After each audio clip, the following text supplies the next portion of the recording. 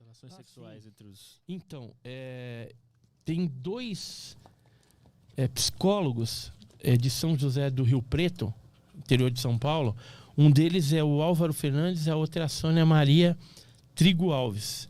Eles escreveram um livro onde tem 14 casos, aproximadamente aí, de contatos de homens e mulheres brasileiros que tiveram algum tipo de experiência sexual com tripulantes desses OVNIs. Não estou falando aí que é extraterrestre, é tripulante do OVNI. Agora, o tripulante do OVNI pode ser de algum outro lugar? Pode ser que eles pegaram um homem aqui, uma mulher do sul, um homem lá do nordeste, e botaram junto para, de repente, depois pegar o produto, né, o óvulo ali fecundado, alguma coisa para fazer algum tipo de experiência. Também pode. Então, tudo isso daí são conjecturas que eu estou fazendo. Mas que existem, sim, casos desse tipo, existem. Um dos casos clássicos brasileiros envolvendo uma relação sexual foi o caso Antônio Vilas Boas. Pode até procurar aí na internet, caso Vilas Boas. O teu último vídeo, né? É sobre esse cara, que tem o áudio dele falando... Tem um áudio de um parente dele comentando. Tem um dele também falando no Flávio Cavalcante. Ele fala, tive relações, aí o público começa a rir, né? O público dá uma risada dessa parte. Tem o caso Antônio Vilas Boas. 7º grau, quantos graus tem os contatos? Assim, geralmente você vai até o 5º grau. Mas tem gente que vai 7, tem outros que falam em menos. Cada pesquisador convencionou aí alguns graus, né? Então, o Heineck, ele falava lá, caso de 1º grau, avistamento de uma luz distante, né? Sem identificação. Caso de 2º grau, pouso de nave com evidência física, né? Marca no solo ou nas testemunhas, interferência em eletrônicos, esse 2º grau. 3º grau, quando aparece o ser. Pode estar com a nave ou sem a nave, porque às vezes você tem a visita de dormitório. 4º grau, aí é a abdução, que aí pode ter a relação sexual e às vezes pode ter o implante, que são colocação de microsistemas dentro do corpo do ser humano. Qual é o que tu falou antes? Dormitório? Visita de dormitório. Como assim? Que assim, as abduções podem ocorrer quando você está, sei lá, viajando, andando num carro, numa estrada erma, ou você está dentro da sua casa dormindo. Pode ser na zona rural ou na cidade populosa, dentro de um apartamento, o objeto vai lá e te abduz. Entendi. Te atravessa pela parede, pela janela, entendeu? Joga um foco de luz e você sai flutuando e entra para dentro da nave. Eles fazem o que tem que fazer e te largam lá na cama. Você pode estar até com o cônjuge do lado, e o cônjuge fica paralisado se não é interesse para eles e vai trabalhar só com você. E a pessoa fica dormindo lá. Eu abri uma parte aqui que já tem um relato. Fizemos a regressão de memória da moça. Realmente ela manteve relações sexuais com um rapaz loiro, alto, cabelos até os ombros. Eu toro, cara. A comunicação foi unicamente mental. Ele estava vestido do pescoço até os pés com um macacão brilhante, sem abertura visível, tendo sido aberta unicamente a parte genital. Olhos claros e brilhantes, orelhas normais. O quanto de projeção é isso aqui que ela queria transar com um cara assim? Porque se isso aqui tá numa hipnose, vem muita coisa do inconsciente, né? Então, essa daí eu não sei qual é o caso que você tá vendo, mas tem casos aí que foi até complicado. A menina era virgem, ou ficou semi-virgem. Entendeu? Eu não sei se é esse caso aí, se é o caso de... Vamos ver. Para a relação, abriu somente a parte do macacão referente aos órgãos genitais. Ao tocá-lo, a moça percebeu que era diferente. Menor, úmido. Apesar da moça ser virgem e relutar em manter relações sexuais com seu noivo, sentiu forte excitação a ponto de desejar a relação sexual. A comunicação entre os dois foi unicamente mental. Disse-lhe que era de longe. Naquela região, várias pessoas descreviam fenômenos como bolas de fogo caindo na água ou próximos à represa. Na fazenda ou próximo dali não havia ninguém com a descrição do rapaz. Os cães não latiram nem manifestaram qualquer sinal de presença. Após a regressão, a moça ficou livre do abalo psicológico por ter mantido relações sexuais com um desconhecido e também pelo fato de se sentir suja ou mal cheirosa e não ter sido beijada. Hã? O cara não é romântico. Casou-se com seu noivo. Hoje já é mãe e feliz. O segredo permaneceu entre nós e sua irmã. Caralho, que loucura. O cara não beijou na boca. Caralho, que doideira. Deixa eu ver. Tem uma foto aqui que eu acho que é... Ah, não. Esse aqui, ó. A ufonauta do caso de Goiás. Nossa, pra mostrar. Isso aqui é um ET? Isso aí é um desenho, né? Um croquis de um desses seres aí que teve relação. Aí dá, né, Caio? Ah, dá pra encarar. O ufonauta do caso de Goiás, olhos levemente puxados, azuis e brilhantes, nariz reto, boca grande e reta.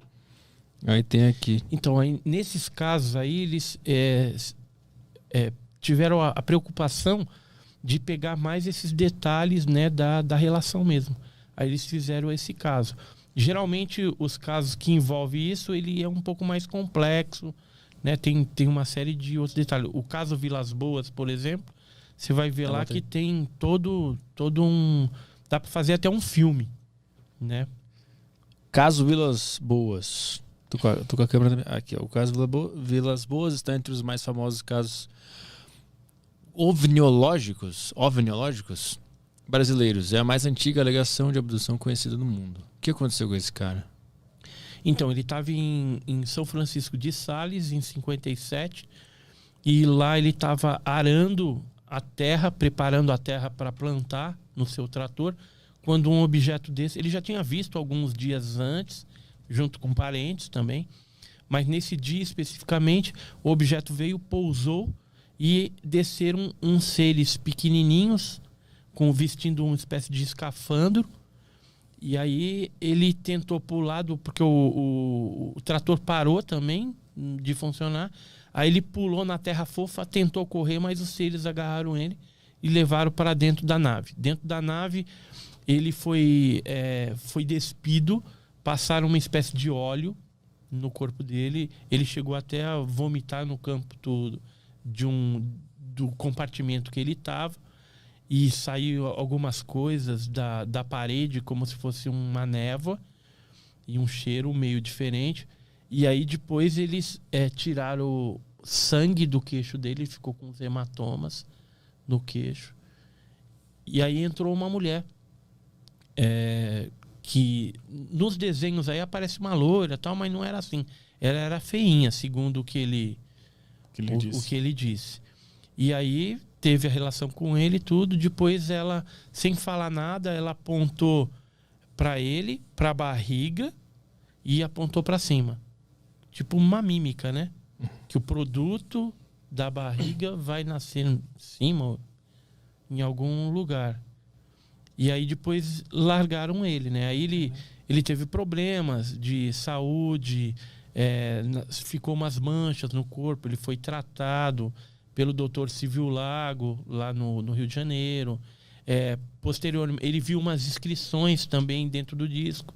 Posteriormente, pagaram a passagem, os americanos levaram ele para os Estados Unidos para ele tentar reconhecer esse tipo de inscrições numa outra nave que os Estados Unidos tinha capturado. E depois ele foi chamado uma segunda vez para ser levado aos Estados Unidos, mas ele já estava de idade e tudo e não quis ir e não foi. Cara, eu abri bem na página, sem querer aqui. Desse caso. Vilas Boas? Tá aqui a narração, inclusive, narrou o Antônio.